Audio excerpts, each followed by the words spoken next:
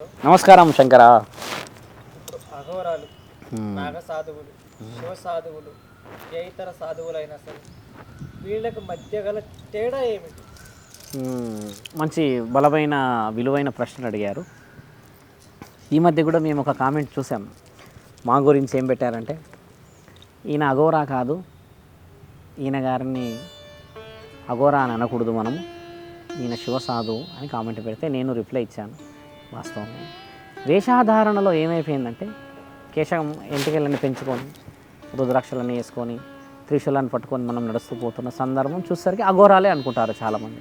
లోతులో చూస్తే మేము మహాశివ భక్తులం. శివుడికి మేము ఎప్పుడు కూడా పరమాత్ముడి సేవలో తిరుగుతూ కుటుంబాల గురించి చూస్తూ ఉంటాం. ఒక అఘోరాలు ఏ విధంగా ఉంటారు, నాగసాధువులు ఏ విధంగా ఉంటారు, ఒక సాధువులు ఇతరత్ర స్వాములు ప్రత్యేకతలు ఏంటి అని తెలుసుకోవడానికి ఆసక్తికరమైన సమయం ఇది. వాళ్ళ వేషధారణ బట్టి మనం నిర్ణయించుకోబోతున్నాం. యాక్చువల్లీ ఒకప్పుడు ఏముందంటే శంకర, నాగసాధువులు కానీ సాధువులు కానీ వీరందరూ ఏంటంటే ప్రత్యేకించి మాట్లాడుకుంటే వారి వేషధారణ ఒళ్ళంతా విభూది రాసుకొని ఉండేవాళ్ళు. వాళ్ళు మళ్ళీ వాళ్ళ యొక్క కేశాలు అనేటివి వదిలిపెట్టేవాళ్ళు. ఇలాగా ఆ వదిలిపెట్టి ఉండడం వల్ల వారి యొక్క ప్రత్యేకత ఏమనేది కేవలం అప్పట్లో ఓన్లీ అఘోరాలు నాగసాధువులే ఉండే. ఈ అఘోరాలు నాగసాధువులతో ప్రత్యేకత ఏమొచ్చింది, ముఖ్యంగా మాట్లాడుకుంటే కారణజన్ముడు దత్తాత్రేయుడి వల్ల సాధువులకి, అఘోరాలకి, నాగసాధువులకి ప్రత్యేకత వచ్చింది. ఒకప్పుడు భూమండలాన్ని రక్షించబడడానికి వచ్చిన వాళ్ళు ఈ అఘోరాలు. ఈ అఘోరాలు ఎందుకు ఈ విధంగా వేషాధారణ వేసుకొని ఉంటారు అని అంటే, కుటుంబానికి దూరంగా ఉండి పరమాత్ముడి సన్నిధిలో ఉండి వారు సమాజానికి సంబంధించిన దేశాన్ని ఏదైతే ధర్మం అనేది దాటి అధర్మం, న్యాయం అనేది దాటి అన్యాయం వస్తుందో, ఆడపిల్లలు ఇబ్బంది పెడతారు, అక్కడ ఈ అఘోరాలు వచ్చేసి కాపాడే తరుణాన్నే మీరంటున్న ప్రత్యేకత.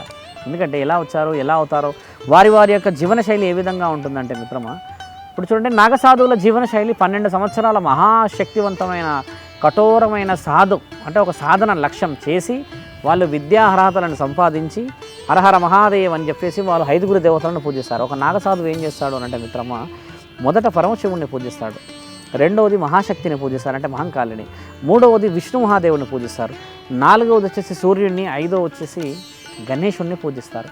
ఈ విధంగా ఉన్న నాగసాధువుల లక్షణం ముఖ్యంగా ఏంటంటే, ఒకప్పుడు భూమండలాన్ని కాపాడిన వీరాది వీరులు వీళ్ళంతా.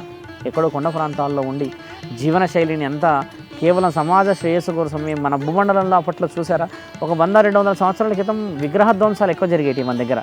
గుడులు కూడ్చేసి దాని కింద ఉన్న నిధులు ఆడపిల్లలని అపహరణ చేసి తీసుకెళ్తున్న తరుణాలున్న మా సమాజం మనది.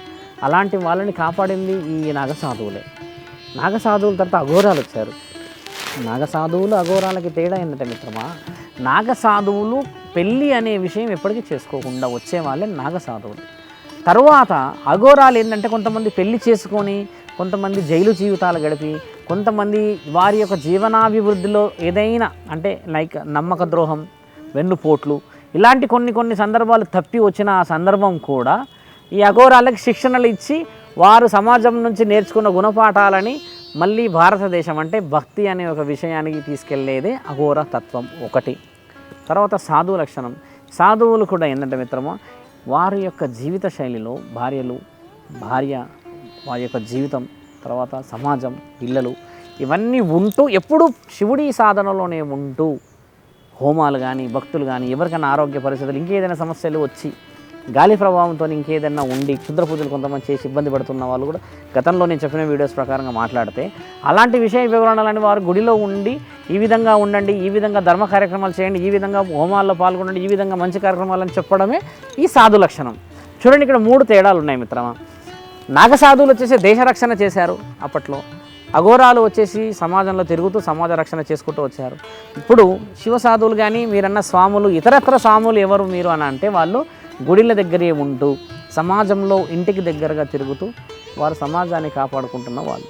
ఇప్పుడు 47 రోజులు 11 రోజులు అంటే మండల దీక్ష, అర్ధమండల దీక్ష, మనం సూక్ష్మ మండలం అంటే చిన్నగా 11 రోజులు చేసుకునే దీక్షలు కూడా ఉన్నాయి. వీళ్ళందరూ ఏంటంటే శరీరాన్ని కంట్రోల్ చేసుకొని భక్తిలో ఉండడానికి చేసే మార్గాలు ఇవన్నీ. ఇప్పుడు మేమున్నాం, ఇప్పటి నుంచి మేము శాశ్వతం. అఘోరాలు ఉన్నారు, వాళ్ళ జీవితం అంతా శాశ్వతం. నాగసాధులు వాళ్ళ జీవనశైలి మొత్తం అక్కడికే అంతం. కాబట్టి వీరి యొక్క జీవన శైలి ఏ విధంగా ఉంటుందంటే మిత్రమా, ఒక్కొక్కరికి ఒక్కొక్క బాధ్యత పరమాత్ముడు వారి యొక్క విద్యా అర్హతల్లో వాళ్ళు సంపాదించిన దాన్ని బట్టి ఇస్తారు. ఒక సాధు లక్షణం కానీ అఘోర లక్షణం, నాగసాధు లక్షణం ఏంటంటే మిత్రమా, 6 సబ్జెక్టులలో ఒక సబ్జెక్టు పర్ఫెక్షన్లో ఉండే వ్యక్తులకి, అంటే వారు ఏ విద్యలో అర్హతను బాగా సంపాదించగలరు అని చూసి దానిపైనే నైపుణ్యతను ఇవ్వడమే ఒక గురు లక్షణం. గురువుగారు మీకు చెప్పినట్టు అఘోరాలు కానీ సాధువులు కానీ నాగసాధువులు కానీ చనిపోయిన శవాన్ని తింటారంటారు కదా, అది ఎంతవరకు నిజం? వాస్తవమే. ఇప్పుడు చూడండి, చనిపోయిన శరీరం అనేది ఒక సాధువులు కానీ నాగసాధువులు కానీ ముందుకు తీసుకెళ్ళడానికి వారు తింటున్నారు అని అంటే మిత్రమా, నేను గతంలో ఏం చెప్పా, యుద్ధ సమయం జరిగేది మనకి మన భారతదేశం మీద చాలామంది దండయాత్రలు చేసుకుంటూ వచ్చారన్నాను కదా. ఈ విధంగా జరిగిన ఈ విషయ వివరణలో వీరు మాంసాహారం అనేది శారీరకమైనదే ఎందుకు తినాల్సి వచ్చింది అనేది కూడా మనం ఆలోచించాలి. ఇప్పుడు తింటారు తింటారు తింటారు అని అన్న సందర్భాన్ని మనం మాట్లాడితే చూయించే రుజువులే లేవు ఇక్కడ, మాటలోనే చెప్పడం వరకే జరుగుతుంది. ఒకప్పుడు ఉండే మీరన్న అఘోరాలు నిజంగానే తింటున్నారు, నిజంగానే ఉంటున్నారంటే అప్పటి తరుణాలు స్థితిగతులు వేరు. అప్పట్లో యుద్ధాలు చేసే సమయం రోజుల తరబడి మనము ఈ యొక్క ఉన్న ప్రాంతాన్ని వదిలిపెట్టి వేరే ప్రాంతాల్లో వెళ్ళి చేస్తున్నప్పుడు వారు భోజన కార్యకలాపాల నిమిత్తం వాళ్ళకి ఆరోగ్యం విషయంలో వారు వనమూలిక సమాదాయం మానవ శరీరం అని తినడం ద్వారా 24 గంటలు 24 రోజుల వరకు వారికి ఆరోగ్యం అనేది ఆకలి మీద పోకుండా ఉండే తరుణం కోసం తినేవాళ్ళు భక్తిలో ఉండడానికి. అది కూడా ఇప్పుడు అఘోరాలు కానీ నాగసాధువులు కానీ ఏ ఇతర ఎవరైనా సరే గంజాయి అనేది ఎందుకు తాగుతారు? వాళ్ళు ఎప్పుడు చూసినా అది గంజాయి తాగుతూ ఉంటారు, ఎందుకు? చూడండి, అది గంజాయి అనకూడదు. మనం శాస్త్రజ్ఞానంలో దాన్ని సురాపానం అని పేరు పెట్టి ఉంచాం. గంజాయి తర్వాత మీరన్న ఇంకేదైనా మత్తు పానీయాలు, మద్యపానం అనుకుందాం, వాళ్ళు ఎక్కువ శాతంగా చూడండి, ఏ అఘోరా కానీ ఏ సాధువులు కానీ ఇంకెవరైనా కూడా మీకు అలా సీసాలు ఇలా పట్టుకొని తాగిన వాళ్ళు కనబడరు. గంజాయి అనేది కూడా చూడండి, అది ఒక చుట్టలాగా చుట్టుకొని దాన్ని ఇలా పీల్చే క్రమం, అంటే గాలి ద్వారా చేసుకునేది. అది శాస్త్ర గ్రంథాల్లో శివుడు కూడా ఇలా పెట్టుకొని కూర్చున్న ఫొటోస్ ఉన్నాయి, చూసారు కదా. అంటే మన భూమండలంలో మనకి అధికారికంగా వచ్చిన ఒక వస్తువు అనుకున్నాం. ఎలా అంటే మిత్రమా, వారు అఘోరాలే ఎందుకు తాగుతారని అడిగారు కదా. వాళ్ళు తాగడానికి గల ముఖ్యమైన ఉద్దేశం ఏంటంటే, వాళ్ళు ఇప్పుడు నీకున్నంత బిజీ షెడ్యూల్స్ ఉండవు వాళ్ళకి. మార్నింగ్ నుంచి ఈవినింగ్ ప్రోటోకాల్ ప్రకారంగా మీరు వెళ్తారు, ఇప్పుడు షూట్ అవుతుంది మనది, ఇక్కడ నుంచి మళ్ళీ వేరే షూట్ వెళ్తారు కదా. వాళ్ళ షూట్ అంతా ఏంటంటే మిత్రమా, ఓం నమ శివాయ నమః సర్వేశ్వరాయ నమః అని పరమాత్ముడి ధ్యాసలో ఉండి త్రిశూలాన్ని ఇలా పెట్టుకొని కూర్చుంటారు. కాళ్ళు ఒక మీద కాలు వేసుకొని కొంచెం ఈపు ఒక సైడు వంపినట్టుగా పెట్టి కూర్చొని ఉంటారు, తల కూడా పైకి ఇలా పెట్టే ఉంటారు. వాళ్ళు ఏం చేస్తారంటే మిత్రమా, నువ్వన్న ఆ గాంజాయి ఏదైతే మత్తు ఉందో అది యాక్చువల్లీ అక్కడ వాళ్ళు తీసుకునేది అది కాదు, వేరే ఏదైనా ఇతరత్ర పదార్థాలు ఉండవచ్చు.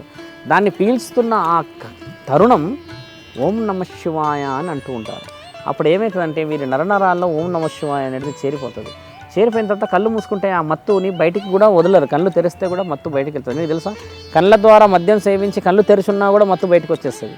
కాబట్టి ఏంటంటే వీళ్ళు ఏం చేస్తారంటే కళ్ళు మూసుకొని ఉండడం వల్ల ఆ యొక్క అనుమస్తిష్కము వారి యొక్క అంతరాత్మతోని పరమాత్మని చేరడానికి ఓం నమ శివాయ అని ధ్యానంలో కూర్చున్న తరుణం నీవన్నది. దాన్ని ఇప్పుడు ఏమంటున్నారు, అఘోరాలు మాంసాహారాలు తిని గాంజాయి తాగడం అనేది కొంచెం చెడుగా వక్రీకరించారు, కానీ అది పరమాత్ముడి ఆజ్ఞలో జరుగుతున్న ప్రక్రియ శంకర. ఇప్పుడు మనం చూస్తున్న ఏదైనా వార్తలలో అఘోరాలు కానీ ఎవరైనా సరే ఆడ అఘోరను వాడుకుంటారు అంటారు, శారీరకంగా వాడుకుంటారు అంటారు. అది నిజమేనా? వాస్తవమే. చూడండి, ఆడ అఘోరాలు కానీ అంటే ఇప్పుడు మనం ఎలా చెప్పాలి అంటే, కొంతమంది వేషాధారణలో పరమాత్ముడి చేరడానికి తిరుగుతూ ఉంటారు. 45-50 సంవత్సరాల వరకు ఆడవాళ్ళు కూడా ఇలాంటి ఈ యొక్క వైవాహికమైన ఈ జీవితం, ఈ యొక్క సాగరాన్ని వదిలిపెట్టి రారు. ఎక్కడో కొంతమంది భక్తి పారవర్షంతో ఉన్న వాళ్ళే ఉన్నారే కానీ నిజమైన అఘోర, నిజమైన ఒక సాధువు, నిజమైన ఒక నాగ సాధువు శారీరక సంభోగానికి పనికిరాడు. ఎందుకంటే మిత్రమా, వాళ్ళు చూడండి, ఇందులో అఘోరాలు నాగసాధువులు ముఖ్యంగా శారీరక సంభోగాలు చేయనికి అర్హత లేదు. ఎందుకంటే వారి యొక్క ఏదైతే జననాంగం అనేది ఏదైతే ఉంటుందో పురుషాంగం, దాన్ని వారి శిక్షలో ఆ యొక్క స్పందించే నరాన్ని బాగా ఒక కట్టెతో దెబ్బ బలంగా కొట్టేసి దాన్ని జీవోత్సవంలో పడి ఉండేలా చేస్తారంటే అది నిర్జీవం అయిపోతుంది, జీవంతో ఉండదు. అంటే పరస్త్రీని వ్యామోహంగా చూడలేరు వాళ్ళు. ఒక పరస్త్రీని ఒక స్త్రీలాగే చూసి ఒక భక్తితో చూడగలగడానికి ఇచ్చిన అర్హతలు. సాధువు లక్షణంలో మాత్రం భార్యాభర్తలు, పిల్లలు, సంసారం అని నేను చెప్పాను. కాబట్టి ఇప్పుడు నిజమైన సాధువుకి ఒక సంసారం, ఒక జీవితం అనేటిదే మహాబలం. ఊర్లో ఉన్న వాళ్ళందరితోని మీరు అన్నట్టుగా సంభోగం చేస్తాము చేసి అలా పోతున్నామంటే వీళ్ళంతా దొంగలు. రుజువు చేయబడిన వాళ్ళు, వాళ్ళకి దేహశుద్ధులు కూడా చాలా మందికి జరిగాయి కదా. అరుంధతి విషయంలో అమ్మ పతివ్రత విషయంలో కూడా తలపైకి లేపి చూసినందుకు, కొంచెం చెడు చూపుగా చూసినందుకు తండ్రి పరమాత్ముడు ఆవిడ ఆ విధంగా చూసినందుకు తల లేపినప్పుడు ఎంతైనా బ్రహ్మ పుణ్యవంతుడే కాబట్టి ఆయన యొక్క తల కింద పడకూడదు అన్న ఉద్దేశంతో ఆ పుణ్యవంతుడి అంటే ఒక వీరుడి. ఇప్పుడు బ్రహ్మ అంటే ఒక వీరుడే. మీరు అన్నారు కదా పుర్రెలోనే ఎందుకు తింటారు అని. మీరు చూసారా శివుడి మెడలో కపాల ధారణ ఉంటుంది, కపాలంతో పుర్రెలతో ఉంటుంది దండ. ఇదంతా తండ్రి యొక్క ప్రియమైన బిడ్డలే అవి. అంటే వారి తల భూమి మీద పడనీయకుండా తండ్రి వేసుకున్నాయి అవి. కాబట్టి మీరన్న ఆ పుర్రెలు తినడానికి గల ముఖ్యమైన ఉద్దేశం ఏంటంటే వారి అలాంటి పవిత్రమైన స్థితిగతులు ఉన్న గురువులది కానీ లేదా ఇంకెవరైనా కూడా పవిత్రంగా ఉండి వారి యొక్క స్థితిగతులను ఇచ్చిన వాళ్ళ యొక్క పుర్రె అనకూడదు దాన్ని. ఒక పవిత్రమైన మానవ మెదడు ఉన్న ఒక స్థావరం ఇదంతా. ఇందులో నుంచి ఎన్ని పనులు అవుతాయి ఈ పుర్రె.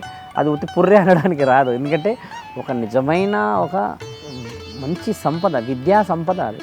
అలాంటి దాన్ని విలువతో చేసుకొని పరమాత్ముడు కూడా అలాంటి పుర్రె దాంట్లోనే భిక్షాటనకు వెళ్తున్న చిత్రాలు చూస్తాం మనం. కాబట్టి ఏంటంటే పుణ్యవంతులకి నిజంగా వీరులకి ఇచ్చే మర్యాద శంకర అది. కాబట్టి ఏంటంటే అన్ని విషయాలు సమాజానికి అందించే విధంగా చూడండి మీరు. సరేనా శంకర? ధర్మో రక్షతి రక్షిత.